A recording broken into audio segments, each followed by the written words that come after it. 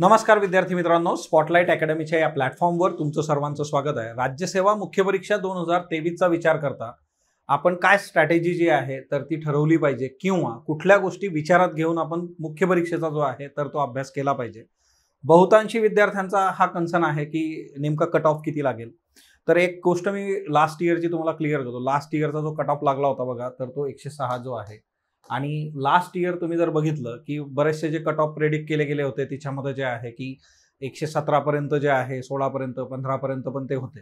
आता मूळ याच्यामध्ये नंबर ऑफ गोष्टी असतात, जागा किती वाढणार आहेत, सेकंड किनी किती चेंजेस होणार आहे। आज गावोगावी विद्यार्थी जे आहेत एमपीएससी साठी प्रिपेअर करतायत, तर तुमच्याकडे तेवढं सॅम्पल ते नसतं की ज्याच्यामधून तुम्ही खूप एक्झॅक्ट कट ऑफ कडे जाऊ शकता। लास्ट इयर पण मी सांगितलं होतं की ज्यांना 105 पेक्षा जास्त मार्क आहेत त्यांनी जे आहे मेनची तयारी केली पाहिजे।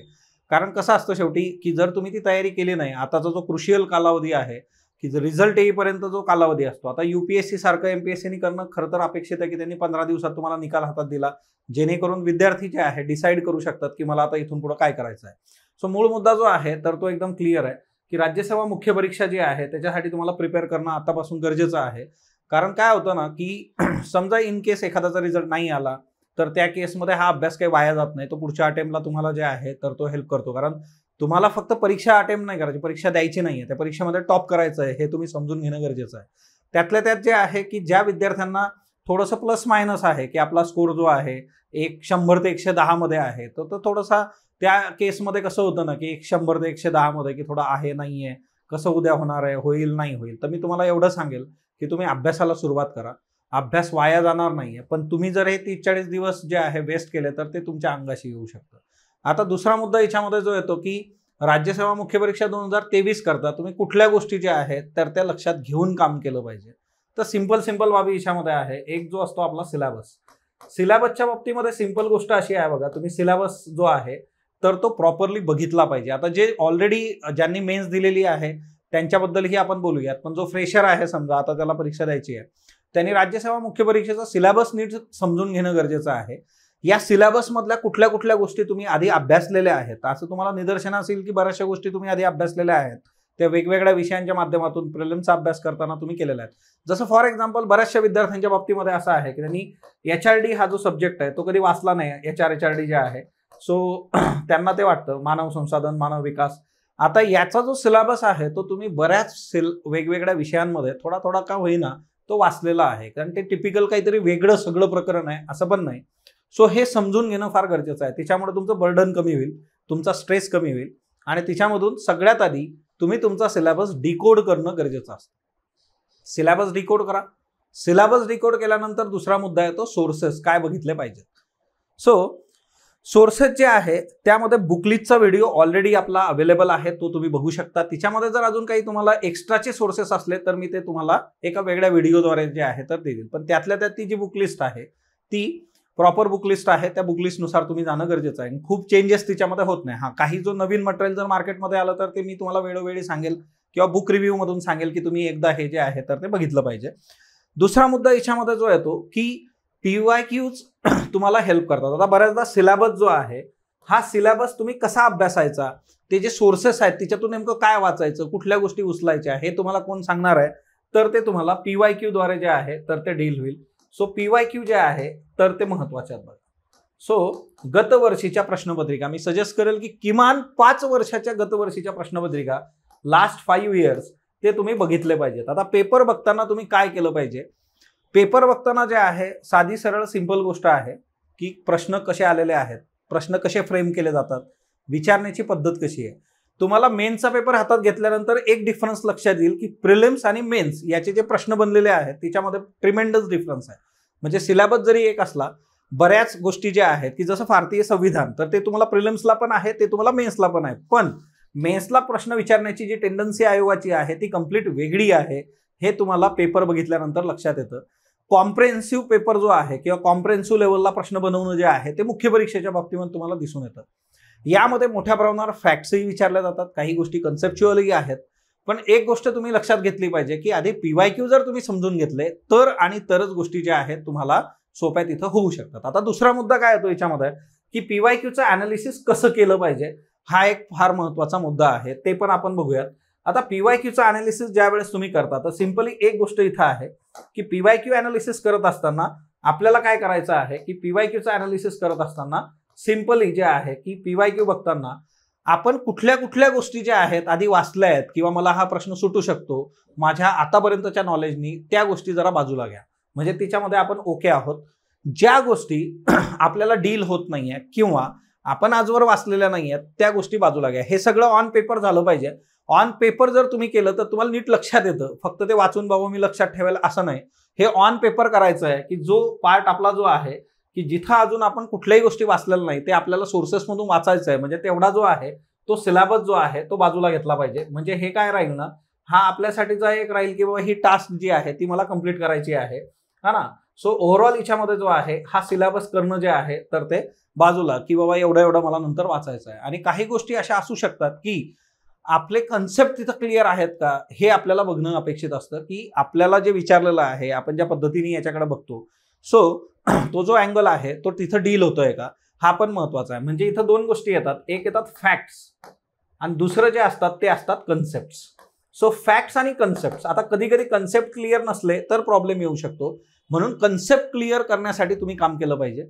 दुसरं जे असतं फॅक्ट्सच्या बाबतीमध्ये जे आहे एक गोष्ट फार महत्वाची आहे की तुम्ही जे आहे रिसेंट जे काही डॉक्युमेंट्स आहेत, जसं महाराष्ट्राचा इकॉनॉमिक सर्वे आहे, भारताचा इकॉनॉमिक सर्वे आहे, बजेट आहे, इंडिया 2023 चा कोर्स आपल्या याच्यावर येणार आहे. जसा लास्ट इयर घेतला होता तो यावर्षी येईल. तो राज्यसेवा मुख्य परीक्षेसाठी तुम्हाला खूप महत्वाचा आहे. सो कॉम्प्रेहेन्सिव्ह लेवलला जे आहे economic survey of India, economic survey of Maharashtra आणि देन इंडिया 2023 हे जे 3 डॉक्युमेंट्स आहेत याचे तुम्हाला छोटे छोटे कोर्सेस आम्ही इथं प्रोव्हाइड करणार आहोत, जेणेकरून तुम्हाला जे आहे येत्या काळामध्ये मुख्य परीक्षेला तुमचा स्कोर बूस्ट करायला हेल्प होईल. तिच्यातले फॅक्ट्स, तिच्यातली आकडेवारी. सो स्पॉटलाइट तुम्हाला या गोष्टी प्रोव्हाइड करेल. इंडिया 2023, त्याच्यानंतर इकॉनॉमिक सर्वे जो आहे मग तो भारताच्या बाबतीमध्ये आणि महाराष्ट्राच्या बाबतीमध्ये कॉम्प्रेहेन्सिव्ह लेवलला या गोष्टी बघणं, जेणेकरून आता याचा बेनिफिट कुठं होतो आपल्याला, पीवायक्यू तुम्ही जर बघितले तर याचं बेनिफिट तुम्हाला तुमच्या GS3 मध्ये पण होणार आहे ॲज वेल ॲज GS4 मध्ये पण होणार आहे. दोन्ही पेपरमध्ये हे हेल्प करणार आहे. म्हणजे असे जे काही दुवे आहेत, आता कसं असतं ना की अख्खा सगळा जो पेपर आहे किंवा अख्खे सगळं जे सिलेबस आहे त्या सगळ्याच्या सगळ्या याच्यामध्ये परफेक्शन आणणं थोडंसं कठीण आहे. पण काही महत्वाच्या बाबी की ज्याच्यात आपण गोष्टी चांगल्या पद्धतीने डील करू शकतो त्या शोधून काढणं, त्याच्यावर कमांड घेणं, तिथं जास्तीत जास्त ॲक्युरेसी आपण आणणं, जेणेकरून आपला स्कोर बूस्ट होईल हे लक्षात घेतलं पाहिजे. मग फॉर एक्झाम्पल जे आहे की यामध्ये तुम्हाला काय काय गोष्टी फोकस करायच्या आहेत, तर सिंपली जे आहे तुमचा जो GS1 आहे त्या GS1 मध्ये तुम्ही फोकस जो करणं अपेक्षित आहे मला तो आहे जिओग्राफी. कारण इतिहासाच्या बाबतीमध्ये जे आहे गोष्टी ज्या आहेत तर त्या थोड्याशा प्रॉब्लेमॅटिक आहेत. सो जिओग्राफीच्या बाबतीमध्ये तसं नाहीये. इतिहासाला सोर्सेस भरपूर आहेत, इतिहासाला प्रत्येक विद्यापीठाची पुस्तकं आहेत, रेफरन्सेस बदलतात, ओव्हरऑल प्रश्नांचं प्रमाण आणि त्या सगळ्या गोष्टी बघितल्या तर जिओग्राफी जी आहे तिच्यामध्ये तेवढेसे चेंजेस तुम्हाला नाही म्हणा, जशी जिओग्राफी आहे तशी आहे.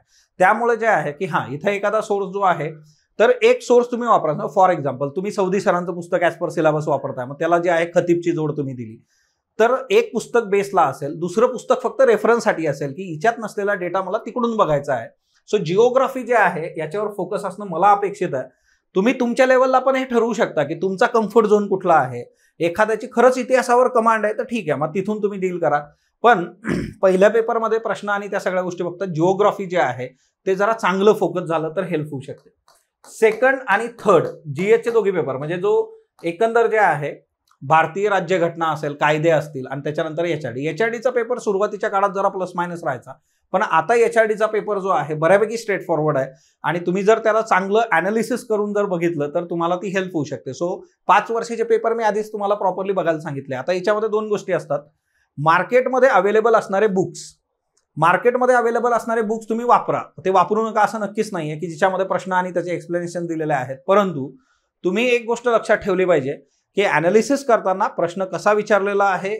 समजा 2019चा पेपर बघितला तर 20 मध्ये काय चेंजेस केले, 21 मध्ये काय चेंजेस केले, ते चेंजेस समजून घेणं, पर्यायांच्या बाबतीमध्ये काही चेंजेस आहेत का, प्रश्न विचारताना टेक्निकली प्रश्न बनवताना काही चेंजेस केलेले आहेत का, याच्यावर तुमचा फोकस असणं अपेक्षित आहे.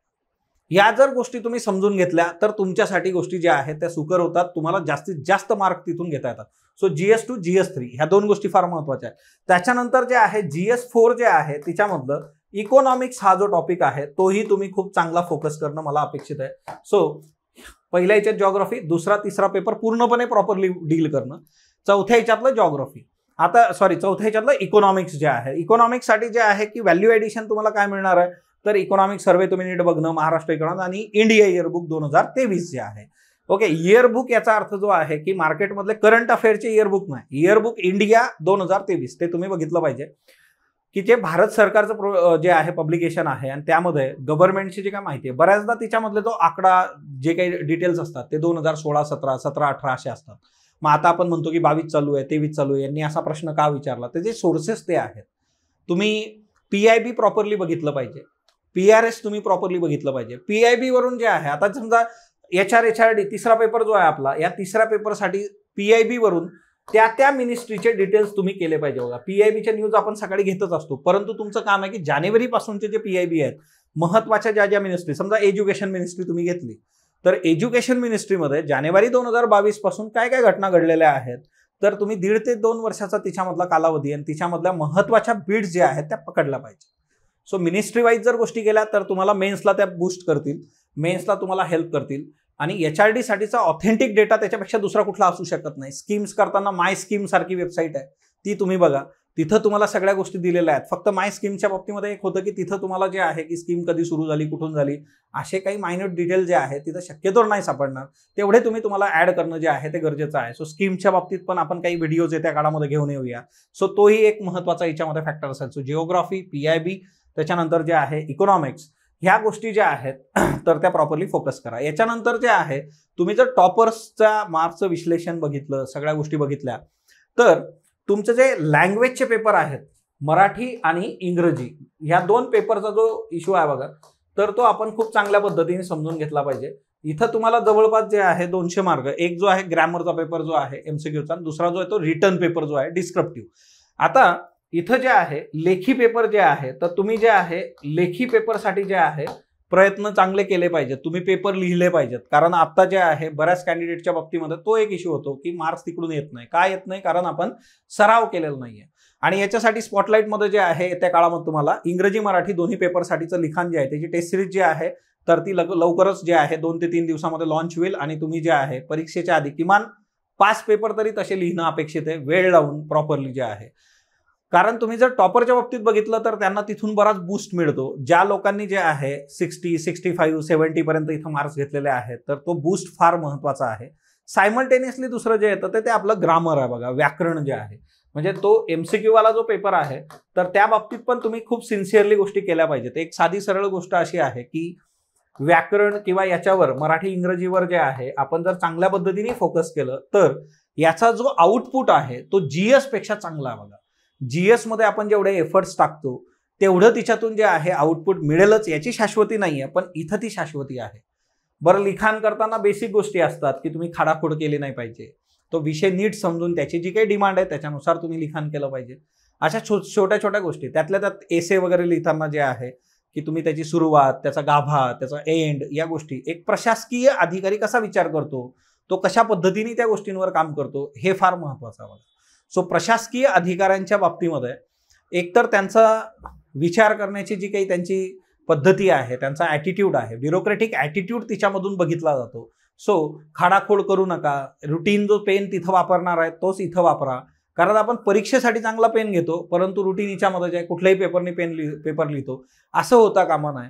सो या छोट्या छोट्या गोष्टी आहेत. आणि इथं तुमचा स्कोर जर चांगला आला म्हणजे इथं तुमचं टार्गेटच पाहिजे, जवळपास जे आहे तुम्ही इथं 140चं टार्गेट ठेवलंच पाहिजे. 140+ असं टार्गेट जर आपण इथं ठेवलं तर आपल्याला बराचसा बूस्ट इथून मिळतो. आणि हे होऊ शकतं का? तर कुठली गोष्ट अशक्य नाही. तुम्ही जर इथं एफर्ट्स टाकले ना, थोडंसं जे आहे टाइम मॅनेजमेंट प्रॉपरली करून, तर तुम्हाला इथून जे आहे बेस्ट रिझल्ट जे आहे तर ते मिळू शकतात. आता हिच्यामध्ये कशा पद्धतीने लिखाण करायचं, पेपरला कसं टॅकल करायचं त्याचेही व्हिडिओ आपण घेऊन येणार आहोत. तुम्हाला मुख्य परीक्षेसाठी ज्या ज्या गोष्टी गरजेच्या आहेत तुम्ही कमेंट बॉक्समध्ये सांगू शकता, त्याही गोष्टी आपण करू. त्याचबरोबर जे आहे GSचं जे ॲनालिसिस आहे, GS ॲनालिसिस आपण प्रिलिमच्या आधी घेतलं होतं, तसं GS ॲनालिसिस जे आहे तर ते आपण आता घेऊन येणार आहोत. GSचे जे PYQs आहेत, तिच्यामध्ये काही पेपर्स तुमच्याबरोबर मी डिस्कस करणार आहे जेणेकरून तुम्हाला जे आहे परीक्षेसाठी बूस्ट मिळेल. सो ॲनालिसिस ही गोष्ट फार महत्त्वाची आहे.